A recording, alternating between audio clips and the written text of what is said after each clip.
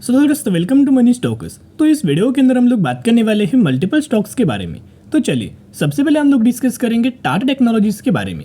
तो टाटा टेक की अगर बात की जाए तो आप देख सकते हो कंपनी के अंदर नए के बराबर परफॉर्मेंस नजर आया एंड 1160 रुपये के आसपास हमें क्लोजिंग नजर आ चुकी थी।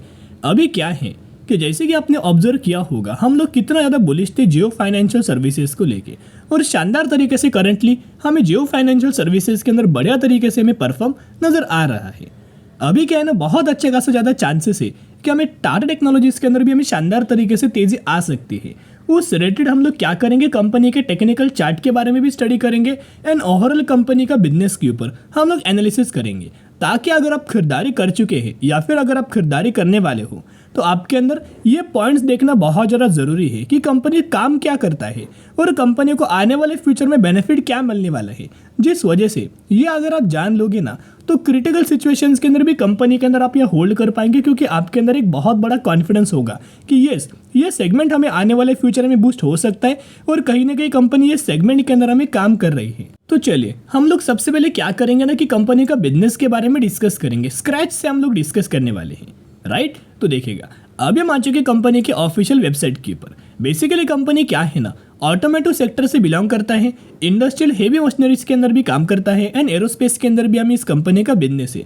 कहीं ना कहीं अगर आप ऑब्जर्व करके चलेंगे जैसे हमें बिजनेस केपीआईटी कंपनी का वैसे सिमिलर तरीके से बिजनेस हमें टाटा टेक का नजर आ रहा है। अभी केपीआईटी काम क्या करता है, ये आपको आईटी सेक्टर से बिलोंग करेगा, राइट। लेकिन ये सर्विसेज किसको प्रोवाइड करता है, ये सर्विसेज प्रोवाइड करता है ऑटोमोटिव सेक्टर को या फिर ऑटोमोबाइल को, राइट। तो कहीं ना कहीं अगर आप ऑब्जर्व करेंगे तो बहुत अच्छा खासा बेनिफिट हमें केपीआईटी को हो रहा है। अभी टाटा टेक की अगर बात की जाए तो ये भी कंपनी आईटी सेक्टर से ही बिलोंग करता है, टेक्नोलॉजीज के अंदर काम करता है, टेक के अंदर कंपनी का बिजनेस है। लेकिन ये भी कंपनी जो टेक सर्विसेज है वो ऑटोमोटिव सेक्टर्स को प्रोवाइड करके दे रहा है, परफॉर्म करके दे रहा है। और इसका मैक्सिमम अमाउंट ऑफ जो रेवेन्यू सोर्स है वो कहाँ है, इसके मैक्सिमम रेवेन्यू सोर्स है टाटा मोटर्स से and Jaguar and land rover से। कहीं ना कहीं अगर आप एक चीज़ ऑब्जर्व करके चलेंगे तो इन दोनों सेगमेंट से कंपनी मैक्सिमम अराउंड 40 to 50% तक का रेवेन्यूज हमें जनरेट करता है। कहीं ना कहीं अगर आप ऑब्जर्व करके चलेंगे जितना शानदार तरीके से बेनिफिट हमें टाटा मोटर्स को होगा ना है, उतना ही शानदार तरीके से बेनिफिट हमें टाटा टेक को भी नजर आएगा, क्योंकि टाटा टेक्नोलॉजीज क्या करता है, बहुत अच्छे खासे सर्विसेज हमें टाटा मोटर्स को प्रोवाइड करता है, जैगवार एंड लैंड रोवर को प्रोवाइड करता है। उसके साथ साथ टाटा टेक्नोलॉजीज एक बहुत अच्छा का सेगमेंट के अंदर बिलोंग करता है। ये क्या करता है ना, जो हमारे कंबशन होता है यानी कि इंटरनल कंबशन इंजन है या फिर इसे आप आईसी इंजन भी बोल सकते हो, इसका कन्वर्जन इलेक्ट्रिक व्हीकल्स के अंदर करता है। ये भी कंपनी का बहुत ही बेहतरीन तरीके से सेगमेंट है और ये सेगमेंट्स के अंदर भी टाटा टेक्नोलॉजीज बहुत अच्छा खासा और बढ़िया तरीके से काम करता है। रिसर्च एंड डेवलपमेंट के अंदर भी कंपनी बढ़िया तरीके से परफॉर्म करता है। तो ये तो पक्का हुआ, ये कंपनी ईवी के अंदर काम करता है, राइट, जो कि आईसी इंजन को कन्वर्ट करता है ईवी के अंदर, ऑटोमोटिव सेक्टर को अपना सर्विसेज प्रोवाइड करता है, एरोस्पेस के अंदर भी कंपनी का बिजनेस है and research and development centres भी कंपनी बहुत अच्छा खासा काम कर रहा है, राइट। ये तो कंपनी का बिजनेस हुआ। अभी क्या है ना, क्यों कंपनी के अंदर तेजी आ सकता है उसके पीछे के रीजन को हम लोग एनालिस करेंगे। तो सबसे पहले मूविंग एवरेज वाला चार्ट शो करना सबसे ज़्यादा इंपॉर्टेंट है। अभी क्या आप देख पा रहे हो कि लगातार जब से हमें टाटा टेक मार्केट के अंदर आया है तब से क्या है, प्राइस एक्शन क्या बना है, प्राइस एक्शन बना हुआ है नेगेटिविटी, क्योंकि जो कंपनी ने अपना पहला लो जो प्रोवाइड किया था, पहला लो जो क्रिएट किया था, राइट, ये हुआ कंपनी का सपोर्ट लेवल। जैसे सपोर्ट को ब्रेक किया वैसे कंपनी के अंदर गिरावट हुआ। अभी ट्रेंड रिवर्सल कब आएगा, या आप देख सकते हो जो पैटर्न हमें बना हुआ है वो नेगेटिव पैटर्न है, लेकिन कोई भी कंपनी के अंदर ट्रेंड रिवर्सल कब आता है। अभी एक गौर से सुनना दोस्तों, जब कंपनी अपना प्रीवियस वाला रेजिस्टेंस लेवल ब्रेक करता है तब एक अच्छा खासा आप बोल सकते हो कि फिर से मार्केट टर्न होने वाला है और फिर से कंपनी के अंदर तेजी आने वाला है। जो लगातार कंपनी गिरावट के अंदर गिरावट नजर आ रहा था वो सीक्वेंस कंपनी ब्रेक करने वाला है। अभी क्या है, ये कंपनी का एक सपोर्ट लेवल पकड़ लीजिएगा और ये कंपनी का प्रीवियस रेजिस्टेंस था। क्या होता है ना, जब भी कंपनी प्रीवियस रेजिस्टेंस के ऊपर जाता है वहां से रिजेक्शन होता है, वहां से गिरावट होता है, राइट। ये पैटर्न हमें कंपनी कंटिन्यू करता है। लेकिन यह हुआ क्या, कंपनी के द्वारा जो प्रीवियस रेजिस्टेंस था उसको ब्रेकआउट भी किया गया है और रिटेच भी किया गया है। अभी फाइनली कंपनी आगे बढ़ने के लिए रेडी हो चुके हैं। तो कहीं ना कहीं अगर आप ऑब्जर्व करके चलेंगे तो आप बोल सकते हो कि रिवर्सल हमें फिर से टाटा टेक के अंदर आपको नजर आ सकता है। और सबसे पहले टारगेट आपको इसका 1200 रुपये तक का बहुत ही क्विक नजर आएगा। और जैसे कंपनी 1200 रुपये का लेवल ब्रेक करेगा, यानी कि 1200 रुपये ये है जो कि कंपनी का प्रीवियसली एक रेजिस्टेंस लेवल है, जैसे ही लेवल्स कंपनी ब्रेक करता है फिर कंपनी का टारगेट आपको 1350 रुपये के आसपास आपको टारगेट नजर आ सकता है। और इस कंपनी के अगर आप क्लाइंट्स को भी ऑब्जर्व करके चलेंगे तो बहुत बड़े बड़े क्लाइंट्स हैं, जैसे कि आप यहाँ देख सकते हो एयरबस है, McLaren, Honda, Ford and Cooper Standard. ये बहुत बड़े बड़े ब्रांड्स हमें नजर आए हैं, बहुत अच्छे खासे क्लाइंट्स हैं और यही क्लाइंट से कंपनी बढ़िया तरीके से अपना काम कर रहा है। इसी की वजह से लगातार कंपनी हमें प्रॉफिट जनरेट करते हुए जा रहा है। और कहीं ना कहीं अगर आप ऑब्जर्व करके चलेंगे तो एनालिस्ट के द्वारा, जेएम ब्रोकरेज फर्म के द्वारा भी 1370 रुपीज तक का टारगेट हमें टाटा टेक के अंदर दिया गया है, क्योंकि कंपनी का ओवरऑल बेसिस के पर अगर आप इनका रिजल्ट भी ऑब्जर्व करके चलेंगे, इनके पैरामीटर्स भी ऑब्जर्व करके चलेंगे, एक तो क्या है कंपनी का बिजनेस बहुत अच्छा है, राइट, कंपनी के पैरामीटर्स भी अच्छे हैं और कंपनी का जो टेक्निकल चार्ट है वो भी बहुत ही शानदार तरीके से है। अभी अगर आप इस कंपनी का पैरामीटर्स एनालिस करेंगे, बिजनेस तो हमने एनालिसिस किया है, अभी पैरामीटर्स जैसे कि आप देख सकते हो 1124 करोड़, 1270 करोड़, 1290 करोड़, इनका प्रॉफिट्स के अंदर भी अगर आप ऑब्जर्व करके चलेंगे 150 करोड़, 160 करोड़, 170 करोड़, यानी कि लगातार कंपनी शानदार तरीके से परफॉर्म कर रही है। बिजनेस भी अच्छा है, पैरामीटर भी अच्छे है। अभी दोस्तों company make and break levels के आसपास हमें आ चुका है। अभी क्यों मैं आपके साथ ऐसी बात शेयर कर रहा हूँ, देखिएगा अभी हम आ चुके हैं एक्चुअल चार्ट पैटर्न्स के ऊपर। ये अगर आप पैटर्न ऑब्जर्व करके चलेंगे तो यहाँ कंपनी दोस्तों क्या है, एक डिक्रीजिंग मात्रा में कंपनी परफॉर्म कर रहा है।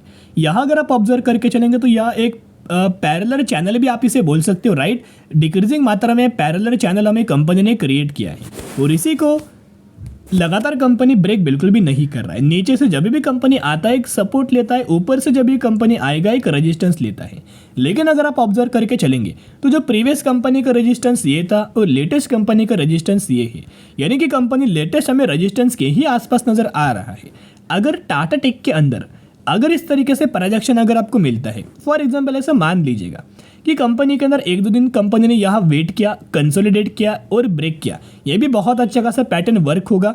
और अगर कंपनी ने यही लेवल से अगर अच्छा खासा कैंडल क्रिएट करता है, एक बिग बार कैंडल क्रिएट करता है, एक रिटेस्ट करता है और फिर कंपनी के अंदर अगर तेजी आता है ना, तो ये बहुत बड़ी तेजी हमें आ सकता है। और सबसे पहले टारगेट आपको 1300 साढ़े 1300 रुपीज तक का बहुत ही कोई कंपनी टारगेट अचीव करके दे सकता है। जब भी कोई भी कंपनी पैरेलल चैनल को ब्रेक करता है ना, बहुत अच्छा खासा पैटर्न हमें वर्क करता है, बड़ी तेजी हमें कंपनी के अंदर नजर आती है। अभी हम बात करने वाले हैं एचडीएफसी बैंक के बारे में, जहां 1419 रुपए की क्लोजिंग नजर आया और कंपनी के अंदर नए के बराबर परफॉर्म किया गया। लगातार अगर आप एचडीएफसी बैंक का परफॉर्मेंस ऑब्जर्व करके चलेंगे तो लगातार कंपनी गिरावट के ही अंदर हमें ट्रेड कर रहा है। अभी भी अगर आप ऑब्जर्व करके चलेंगे तो एचडीएफसी बैंक अभी भी 17% तक की गिरावट के अंदर ट्रेड कर रही है। जब कंपनी गिर रहा था हर एक लोगों ने इसके अंदर डाउनग्रेड किया था, बहुत बुरे बुरे टारगेट दिए गए थे। कई सारे ब्रोकरेज फर्म के द्वारा तो 1100 रुपए तक का टारगेट दिया था, कई सारे ब्रोकरेज फर्म के द्वारा तो 900 रुपीज तक का भी टारगेट हमें दिया था। लेकिन क्या एक्चुअली कंपनी ने रिजल्ट बुरा परफॉर्म किया था दोस्तों? देखिएगा इनका रिजल्ट्स को अगर आप ऑब्जर्व करेंगे तो जो भी मार्केट हमें एक्सपेक्ट करके चल रहा था ना, अर्निंग पर शेयर के अंदर वो भी कंपनी ने सरप्राइज दिया, रेवेन्यूज के अंदर वो भी कंपनी ने सरप्राइज दिया। लेकिन प्रॉब्लम कहाँ हुआ? प्रॉब्लम एक सेगमेंट के अंदर हुआ, जो सेगमेंट का नाम है कंपनी का मार्जिन। रेवेन्यूज के अंदर कोई कंपनी ने प्रॉब्लम क्रिएट नहीं किया, इनकम के अंदर कंपनी ने कोई प्रॉब्लम क्रिएट नहीं किया, लेकिन कहाँ प्रॉब्लम क्रिएट हुआ? कंपनी के मार्जिन्स के अंदर, जहाँ 40% तक का मार्जिन हमें गिरावट हुआ। यही की वजह से कंपनी के अंदर गिरावट हुआ। लेकिन दोस्तों कोई बात नहीं, कंपनी अभी गिरा है, ये डिस्काउंट प्राइस के ऊपर ट्रेड कर रहा है, निवेश करने का सही मौका है। एज पर द पिछले 5 सालों का परफॉर्मेंस ऑब्जर्व करेंगे, 10 सालों का ऑब्जर्व करेंगे, 15 सालों का ऑब्जर्व करेंगे या फिर 20 सालों का ऑब्जर्व करेंगे, तो जब भी कंपनी के अंदर गिरावट हुआ है ना, कोई भी रीजन की वजह से रिकवर कंपनी करता ही है। गिरावट होगा शॉर्ट टर्म के लिए, लेकिन रिकवरी हमें लॉन्ग टर्म के अंदर आपको नजर आएगा। रिकवरी बहुत अच्छा खासा कंपनी करता ही करता है। तो ये गिरावट है, वो गिरावट के अंदर खरीदारी करने का बढ़िया तरीके से मौका है। एचडीएफसी बैंक के अंदर एक बहुत बड़ा पॉजिटिविटी अपडेट आया है, आप देख सकते हो।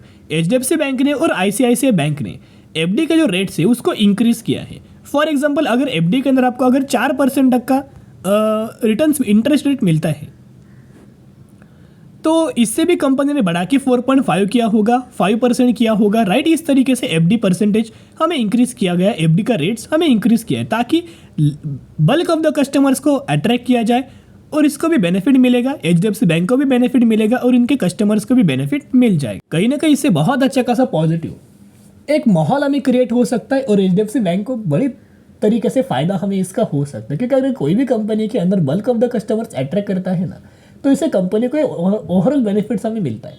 अभी हम बात करेंगे अगले अपडेट्स के बारे में। ये अपडेट्स को अगर आप गौर से देखोगे, तो जैसे कि मैंने आपके साथ बोला, हर एक ब्रोकरेज फर्म के द्वारा डाउनग्रेड किया गया था, लेकिन वही लोगों के द्वारा करंटली फिर से अपग्रेड किया गया। आप यह देख सकते हो, इन्होंने फिर से बजाज फाइनेंस के अंदर एंड HDFC बैंक के अंदर हमें अपग्रेड्स किया है। और इनका मानना है कि बहुत ही जल्द कंपनी 2200 रुपीज़ तक का टारगेट अचीव करके दे सकते हैं। बहुत ये कंपनी 2100 रुपीज़ तक का टारगेट हमें अचीव करके दे सकते। ये दोस्तों बहुत अच्छा खासा और पॉजिटिव वाला स्टेटमेंट है। जैसे जैसे कंपनी गिर रहा है वैसे वैसे डिलीवरीज भी बढ़ रही है और वैसे वैसे म्यूचुअल फंड्स के द्वारा भी बड़ी खरीदारी नजर आ रही है। तो गिरावट के अंदर हमेशा खरीदारी करना। अभी हम बात करेंगे अगली कंपनी के बारे में, जिसका नाम है पैसालो डिजिटल लिमिटेड। 150 रुपये के आसपास कंपनी ट्रेड कर रहा है। मैक्सिमम के अंदर 3300% तक का रिटर्न शेयर होल्डर्स को बना के दे चुका है। यही वो कंपनी है रिसेंटली 1:1 रेशियो का बोनस का अनाउंसमेंट किया, जिसके अंदर एक के बदले एक शेयर मिलने वाले हैं। तो जरूर कंपनी के बारे में स्टडी एनालिसिस कर सकते हो। चलो दोस्तों, आज के लिए इतना ही। अगर आपको वीडियो पसंद आए जरूर वीडियो को लाइक और चैनल को सब्सक्राइब कर सकते हो। फिर मिलेंगे, बाय।